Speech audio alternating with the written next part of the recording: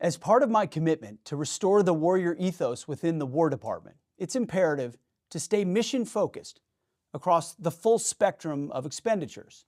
This includes maximizing our return on investment when officers and senior enlisted service members attend expensive civilian universities. Graduates should emerge much more capable warfighters, you'd think. But unfortunately, America's highly ranked universities no longer live up to their founding principles as bastions of free speech, open inquiry, and committed to the American values that make our country great. Take Harvard University, for example. I know it well. Our military has had a rich tradition with Harvard throughout American history. In 1775, you probably didn't know this, General George Washington took command of the Continental Army in Harvard Yard and used the university as a military base. From that time through the Korean War, military service was commonplace at Harvard. There are more recipients of our nation's Medal of Honor who went to Harvard than any other civilian institution in the United States. But today, this university with such a unique history, which receives billions of our federal tax dollars, is one of the red-hot centers of hate America activism. Too many faculty members openly loathe our military. They cast our armed forces in a negative light and squelch anyone who challenges their leftist political leanings, all while charging enormous tuition. It's not worth it. They've replaced open inquiry and honest debate with rigid orthodoxy. In our line of work, ideological automatons are useless. We need leaders who can wrestle with multiple viewpoints, professionals who can think critically and independently to solve important questions.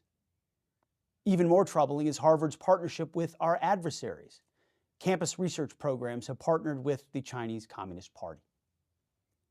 University leadership encouraged a campus environment that celebrated Hamas, allowed attacks on Jews, and still promotes discrimination based on race in violation of Supreme Court decisions. DEI was literally founded at Harvard. Thankfully, President Trump understands this and has moved to end these abuses.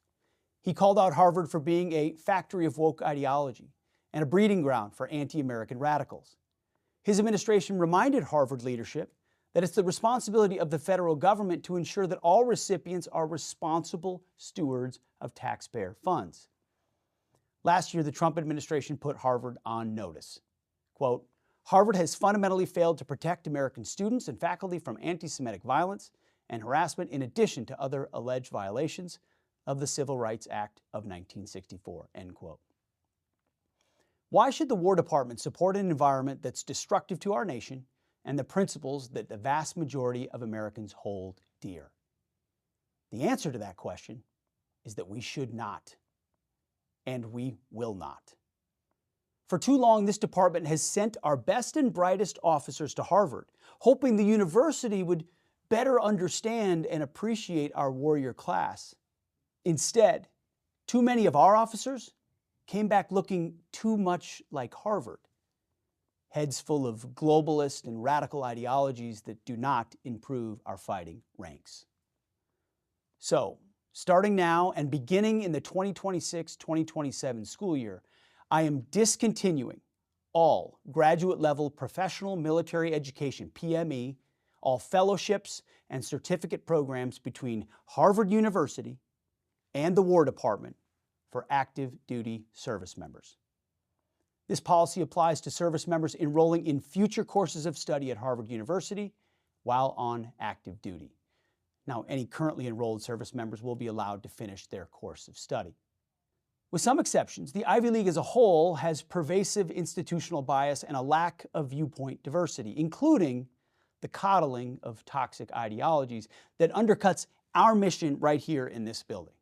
That is why in 2 weeks' time, components of all of our departments, Army, Navy, and Air Force, will evaluate all existing graduate programs for active duty service members at all Ivy League universities and other civilian universities.